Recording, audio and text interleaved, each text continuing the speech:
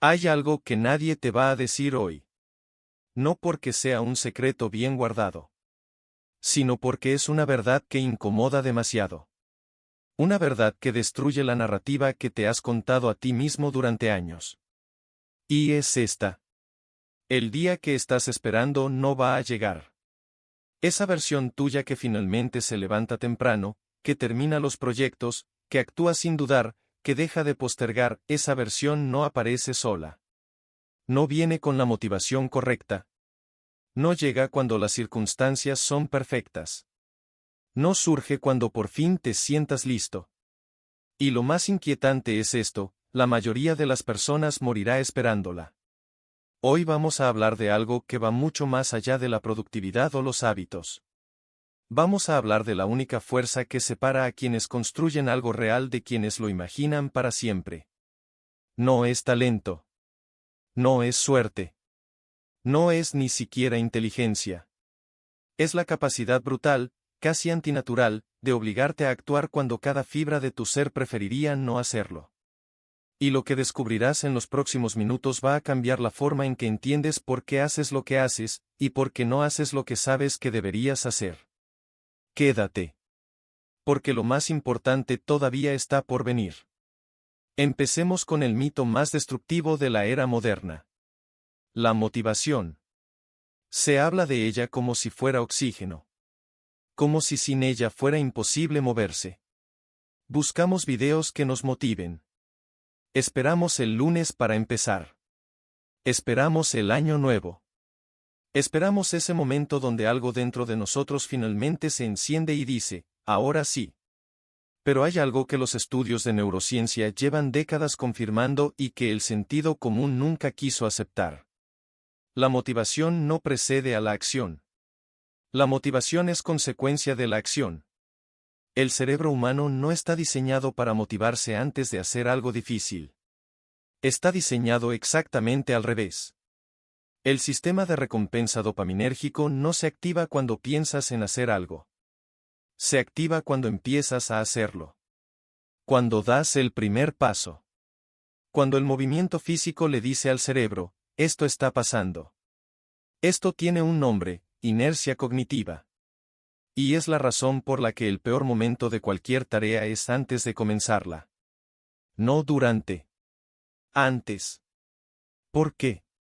Porque el cerebro anticipa esfuerzo y activa resistencia. Es un mecanismo de supervivencia antiquísimo. Tu mente primitiva interpretaba el esfuerzo innecesario como un gasto de energía que podría necesitar después para sobrevivir. Ese mecanismo sigue activo hoy. Solo que ahora lo que protege es tu zona de confort mientras tus sueños se quedan esperando. Y aquí es donde todo cambia. Si la motivación es consecuencia y no causa, entonces esperarla es la estrategia más equivocada que existe. Porque mientras esperas sentirte listo, la persona que ya empezó lleva 3 meses de ventaja. No porque sea más talentosa, sino porque entendió algo que la mayoría ignora. No tienes que querer hacerlo. Solo tienes que hacerlo. Existe un momento muy específico que ocurre en la vida de toda persona que finalmente logra algo significativo. No es el momento en que descubren su propósito. No es el momento en que alguien los inspira. Es un momento mucho más silencioso, mucho menos cinematográfico. Es el momento en que deciden que sus sentimientos ya no tienen voto. Piénsalo así. Durante años, tu sistema de toma de decisiones ha funcionado de la siguiente manera: ¿cómo me siento respecto a esto? Si me siento bien, lo hago. Si no me siento bien, lo pospongo. Parece lógico. Parece incluso saludable. Pero es la arquitectura perfecta para una vida de inacción crónica. Porque las cosas que más importan casi nunca se sienten bien al principio. El atleta que entrenó durante 5 años para llegar a la cima no se despertó cada mañana deseando sufrir. El escritor que terminó su novela no llegó a cada sesión con fuego en las venas. El emprendedor que construyó algo real desde cero no saltó de la cama cada día lleno de certeza y entusiasmo. Lo que hicieron fue algo diferente. Algo que la mayoría llama disciplina pero que en realidad es más preciso llamarlo otra cosa. Identidad. Llegaron a un punto donde la acción dejó de ser una decisión cotidiana y se convirtió en quienes eran. No iban al gimnasio porque se sentían motivados. Iban porque eran el tipo de persona que va al gimnasio. No escribían porque tenían ganas. Escribían porque eran escritores. Y esa diferencia, aunque parezca semántica, lo cambia todo en términos neurológicos. Cuando una conducta está ligada a la identidad, el cerebro deja de gastar energía deliberativa en evaluarla. Se vuelve automática. Y lo automático no necesita motivación. Pero hay algo antes de la identidad. Algo que nadie menciona porque es incómodo. Y es lo que viene ahora. Antes de que exista la identidad, existe el periodo más oscuro de cualquier transformación real. El periodo donde tienes que actuar como quien todavía no eres. Esto es lo que separa a quienes cambian de quienes lo intentan eternamente. No es un secreto de productividad. No es un truco mental. Es la disposición a atravesar incomodidad sostenida sin garantía de resultado inmediato. Y aquí la mayoría fracasa. No porque sean débiles, sino porque nadie les explicó lo que realmente está pasando cuando empiezan. Cuando comienzas a construir una nueva conducta, el cerebro la registra como amenaza. Cualquier cambio en el patrón habitual genera una respuesta de resistencia. Lo que sientes como, no quiero hacer esto, o esto no es para mí, o quizás no es el momento correcto, no es intuición. No es señal del universo. Es tu sistema nervioso intentando preservar el statu quo porque lo conocido, aunque sea mediocre, es predecible. Y lo predecible se siente seguro. El problema es que vivir en ese modo de preservación tiene un costo que no se ve hasta que es tarde. El costo no aparece hoy. Aparece en 10 años cuando miras hacia atrás y te das cuenta de todo lo que no construiste mientras esperabas sentirte listo. Y lo más inquietante es que ese dolor futuro, ese arrepentimiento de lo que no fue, pesa infinitamente más que el esfuerzo que evitaste en el camino. Pero acá es donde todo cambia. Existe una técnica que no parece técnica. Que no tiene nombre glamoroso ni fue inventada por ningún gurú de Silicon Valley. Es tan simple que cuando la escuchas, la parte de ti que busca complejidad la va a querer descartar. Se llama el umbral mínimo de entrada. Y funciona así: cuando la resistencia es tan grande que el cerebro se niega a comenzar, no le pidas que complete la tarea. Pídele que solo empiece durante 2 minutos. O 5. O 1. No, voy a trabajar en este proyecto. Sino, voy a abrir el archivo. No, voy a hacer ejercicio. Sino, voy a ponerme la ropa. No, voy a escribir. Sino, voy a sentarme frente a la página. Esto no es un truco de motivación. Es neurología aplicada.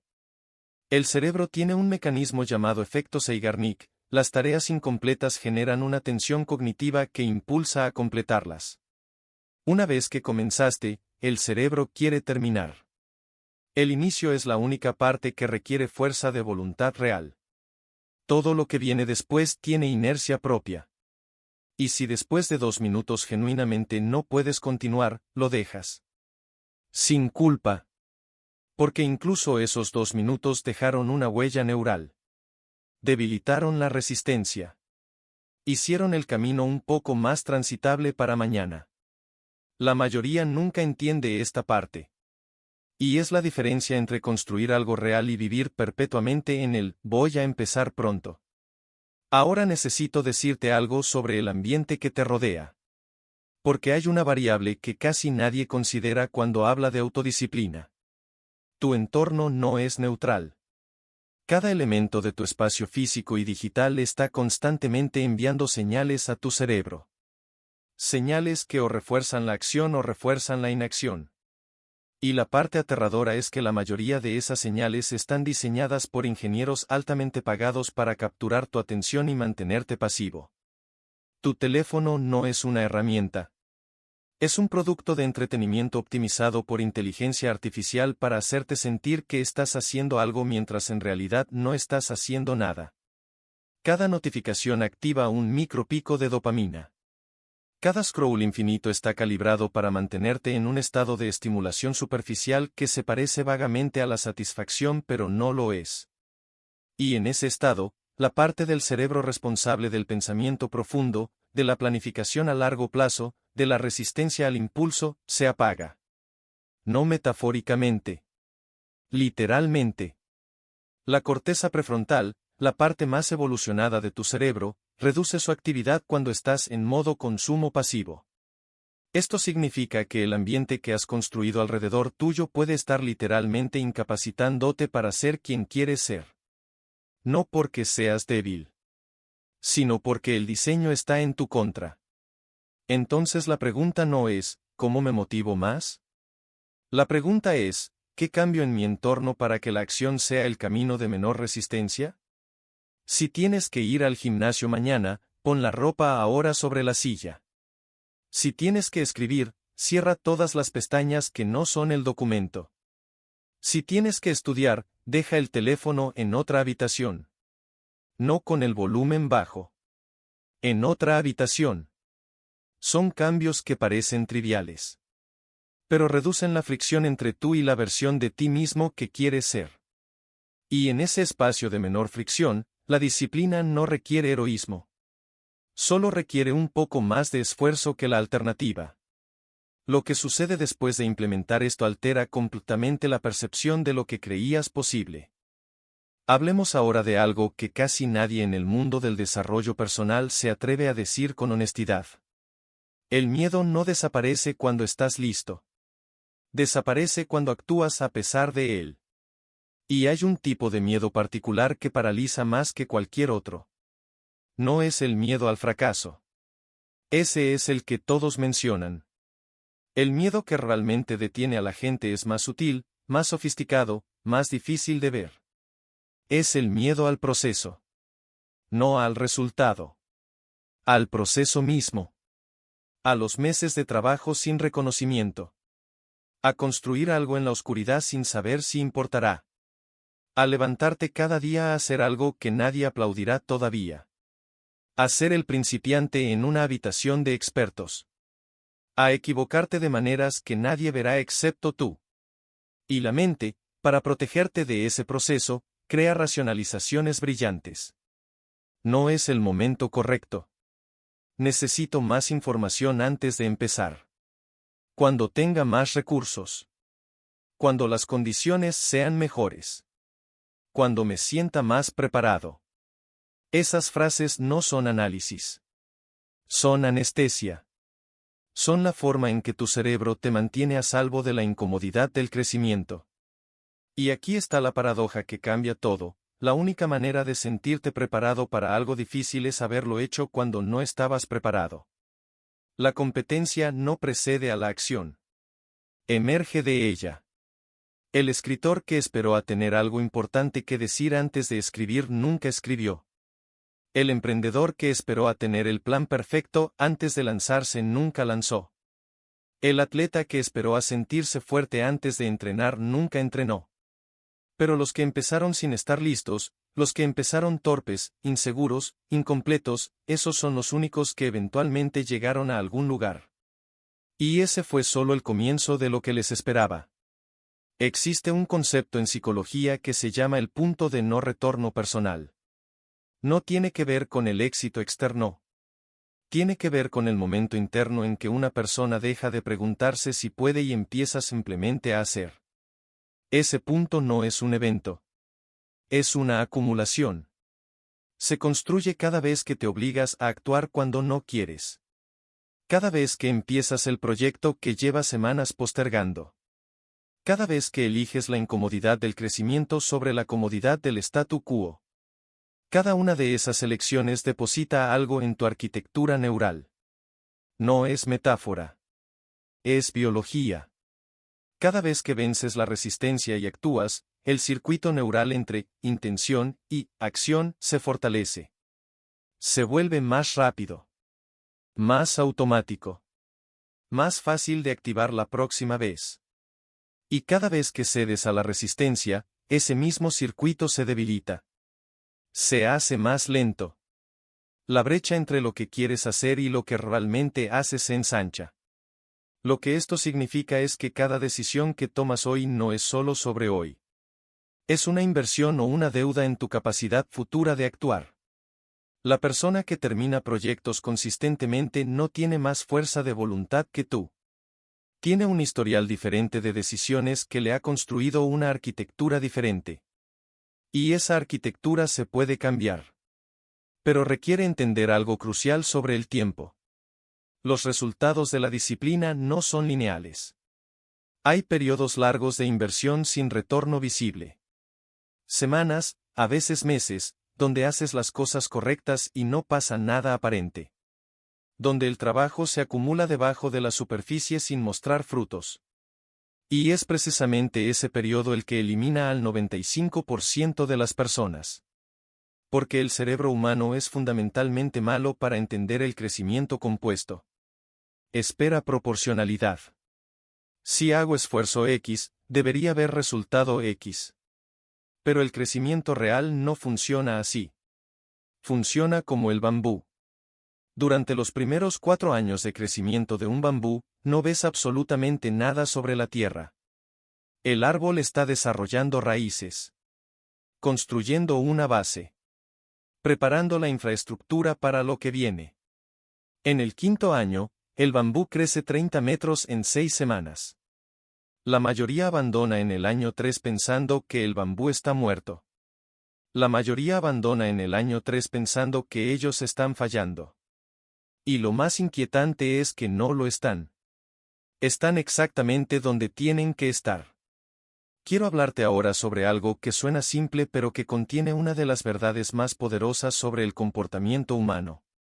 El lenguaje que usas para describir tus acciones determina qué tan probable es que las realices. No es filosofía. Es evidencia experimental sólida. Cuando dices, tengo que ir al gimnasio, activas en el cerebro el mismo circuito de respuesta que se activa ante obligaciones externas impuestas. Genera resistencia. Genera resentimiento interno. Y ese resentimiento consume energía que necesitas para actuar. Cuando dices, voy al gimnasio porque soy alguien que cuida su cuerpo, activas un circuito diferente. El circuito de identidad. Y actuar en coherencia con la identidad no requiere el mismo nivel de esfuerzo deliberativo. La diferencia en términos de probabilidad de acción es sustancial. Los estudios de James Clear sobre formación de hábitos documentan consistentemente que los sujetos que reformulan sus conductas en términos de identidad mantienen esas conductas hasta 3 veces más que los que las formulan como obligaciones o metas. Pero hay algo más sutil aún que el lenguaje de identidad. Y tiene que ver con cómo te hablas a ti mismo cuando fallas. Porque vas a fallar. No como posibilidad. Como certeza estadística. Habrá días donde no actúes. Donde cedas. Donde la resistencia gane. Y lo que hagas en ese momento determina más que lo que hiciste antes. La mayoría se castiga. Se dice a sí misma, lo sabía, soy incapaz, nunca cambia nada. Y ese diálogo interno activa el eje del estrés. Eleva el cortisol. Reduce la función de la corteza prefrontal. Hace literalmente más difícil actuar bien al día siguiente. Los que construyen algo duradero hacen algo diferente. No se felicitan por fallar. Pero tampoco se destruyen. Se dicen algo más parecido a esto, un día no define la trayectoria. La trayectoria define quién soy. Y regresan. Sin drama. Sin ritual de redención. Sin lunes especiales ni nuevos comienzos simbólicos. Solo regresan. Esa capacidad de regresar sin narrativa de autoflagelación es, posiblemente, la habilidad más subestimada en toda la literatura de desarrollo personal. Lo que sucede después de ese regreso altera completamente la percepción de lo que es posible. Hablemos de algo que se llama el costo invisible de la inacción. Existe una tendencia psicológica universal, sobreestimamos el costo del riesgo y subestimamos el costo de no actuar. Vemos claramente lo que podríamos perder si intentamos. No vemos lo que estamos perdiendo mientras no lo hacemos. Pero ese costo es real. Y se acumula. Cada día que pospones construir algo que sabes que deberías construir, el gap entre donde estás y donde podrías estar se ensancha. No de manera dramática. De manera silenciosa, invisible, milimétrica. Hasta que un día miras hacia atrás y la distancia es tan grande que ya no parece crucible. Este no es un discurso sobre urgencia artificial. No te estoy diciendo que tu tiempo se acaba para generarte ansiedad. Te lo digo porque la ansiedad real, la que debería importarte, no es la del riesgo de actuar. Es la del remordimiento de no haber actuado. Existe investigación robusta sobre el remordimiento en adultos mayores. Y consistentemente muestra el mismo patrón: las personas se arrepienten mucho más de lo que no hicieron que de lo que hicieron y salió mal. El fracaso duele. Pero cicatriza.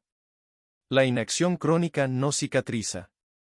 Se convierte en identidad. Soy alguien que no termina lo que empieza. Soy alguien que tiene muchas ideas pero no las ejecuta. Soy alguien que algún día lo hará. Y lo más cruel de esas identidades es que se sienten como honestidad cuando en realidad son jaulas. La diferencia entre quién eres y quién podrías ser no es un abismo de talento o recursos o circunstancias. Es un abismo de acción acumulada o inacción acumulada. Y eso significa que puede cambiar. Que cambia con cada decisión. Con cada momento donde eliges el esfuerzo sobre la comodidad. Con cada vez que empiezas aunque no quieras. Con cada vez que te obligas a actuar y construyes, ladrillo a ladrillo, una versión de ti mismo que no reconocerías dentro de 5 años. Antes de llegar al cierre, necesito hablarte de algo que generalmente se omite en estos espacios porque no vende bien. La autodisciplina sostenida no es solo una cuestión de fuerza de voluntad. Es una cuestión de arquitectura de vida. Puedes tener la mejor mentalidad del mundo y aún así colapsar si no tienes las condiciones biológicas mínimas para que tu cerebro funcione correctamente. El sueño no es un lujo. Es el proceso por el cual tu corteza prefrontal se consolida y recarga su capacidad de regular el comportamiento. Una sola noche de sueño insuficiente reduce la capacidad de toma de decisiones hasta en un 40%. No porque seas débil. Porque tu biología no tiene el combustible para funcionar. La actividad física no es opcional para quien quiere alto rendimiento mental. No porque te haga más disciplinado filosóficamente, sino porque eleva los niveles de BDNF, el factor neurotrófico derivado del cerebro, que es literalmente el fertilizante para las conexiones neurales. Un cerebro en movimiento regular forma nuevas conexiones hasta 4 veces más rápido que uno sedentario. Y el descanso intencional, el tiempo sin agenda, sin producción, sin rendimiento, no es pérdida de tiempo. Es el periodo donde el cerebro procesa, integra y consolida lo aprendido. Quitarle ese espacio no te hace más productivo. Te hace una máquina de procesar inputs sin output coherente. Lo digo así de directamente porque hay una narrativa tóxica instalada en la cultura del éxito que equipara el agotamiento con la dedicación. Que interpreta el dormir poco como señal de ambición. Que ve el descanso como flojera. Esa narrativa no produce personas de alto rendimiento. Produce personas que se queman en 2 años y no entienden por qué. La disciplina real no es destruirte. Es aparecer consistentemente, bien descansado, bien alimentado, mentalmente renovado, durante años. Durante décadas. El atleta que entrena inteligentemente durante 10 años destruye al que entrena al límite durante 2 y luego colapsa. Y eso es exactamente lo que aplica a cualquier cosa que quieras construir. Y ahora llegamos a la parte que quiero que se quede contigo mucho después de que este video termine. Existe una pregunta que muy pocas personas se hacen con honestidad real. No como ejercicio motivacional. No como afirmación positiva. Sino como investigación genuina y a veces incómoda. ¿Para qué? No, ¿qué quiero lograr? Eso es fácil. Todo el mundo tiene respuesta para eso.